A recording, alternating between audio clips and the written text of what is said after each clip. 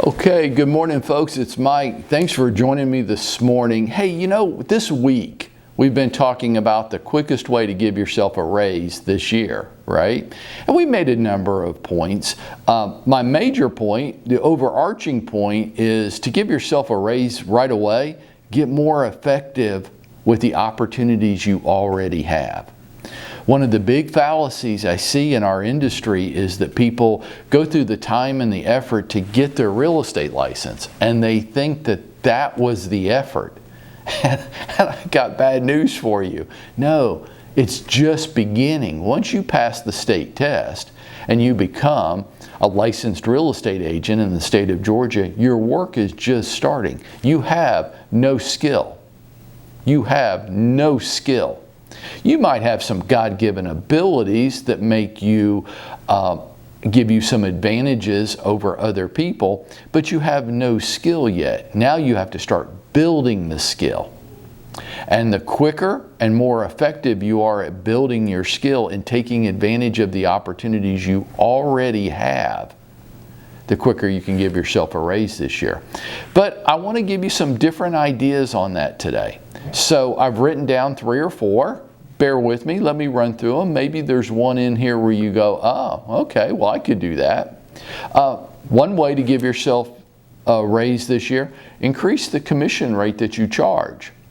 Some of you operate off this fallacy that 6% is the maximum. I don't think so. We have a number of agents that work here with us that start off at 7 or 8%. They look at 6 as the minimum commission that they would charge. And they're good at speaking to that, and they practice dealing with it all the time, because having a commission objection or a price objection isn't unusual. I would get used to it. The rest of your career, they're going to want too much for their house. They're not going to want to pay enough for a house. They're going to be unwilling to pay you a reasonable commission rate. I'm always bewildered when people are shocked by that. Like, my buyer just won't get serious and make a realistic offer on the house. You mean your buyer's cheap?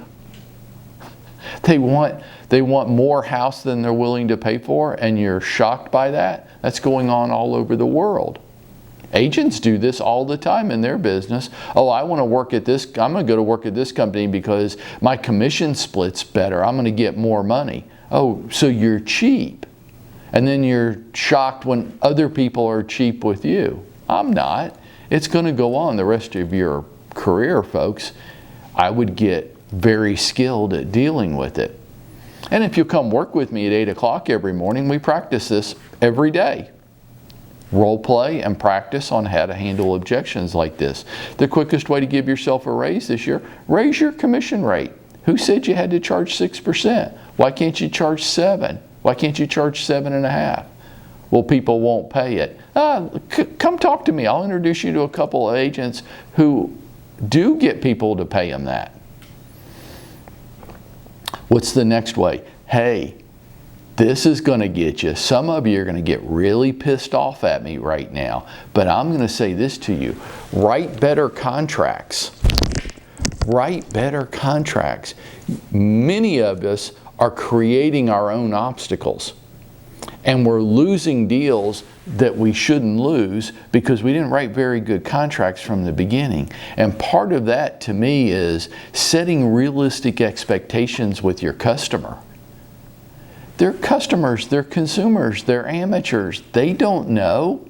And when we don't help them set the correct expectations on inspections, on list price, on what's reasonable negotiating in this market, on what's a reasonable closing period, when we don't help them understand what reasonable expectations should be, then they start making up their own. A friend of mine had his house up for sale this year and put it up for sale, went a little high, knew he was going a little bit high, got an offer the first weekend that was at market value for the home. He didn't want to take it because he wanted to get more than market value.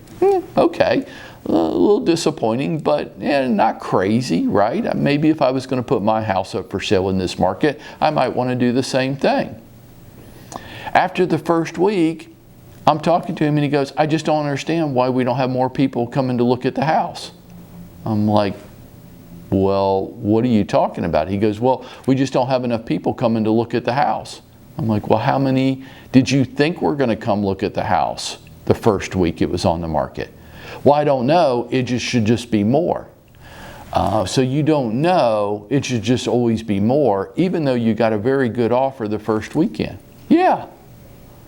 See, nobody helped him set an expectation on how many people should actually come look at the house each week. What's an average number of showings for a house in my area and price range? Nobody told him. So, absent any expectations being set with his realtor, he just starts making up his own. And they're always crazy, right? And now he's frustrated with his real estate agent and feels like they're not doing their job. Hey, this is what I talk about, better contracts. Yeah, write better contracts.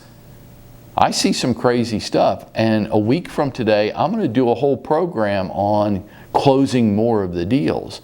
But part of writing better contracts is setting better expectations, more realistic, with your home buyers and home sellers.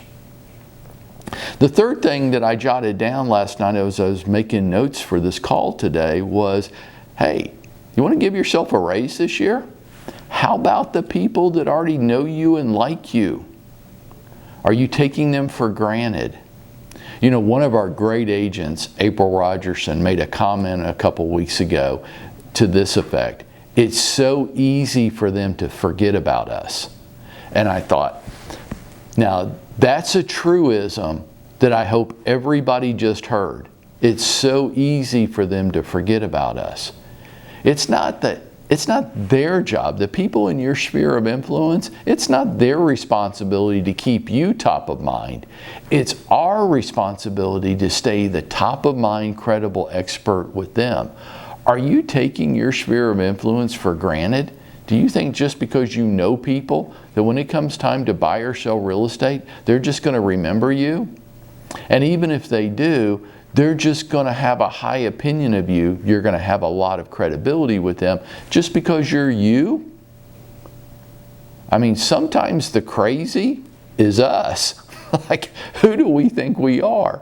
What efforts are we making? Steps, actions every day to remain the top of mind, credible expert with people that already know you and like you and in many cases trust you. Are you staying top of mind with them? Are you taking action steps every day to maintain a level of connectedness with them? Hey folks, these are a lot of different ways to give yourself a raise today. Now go out there and make it happen for yourself today.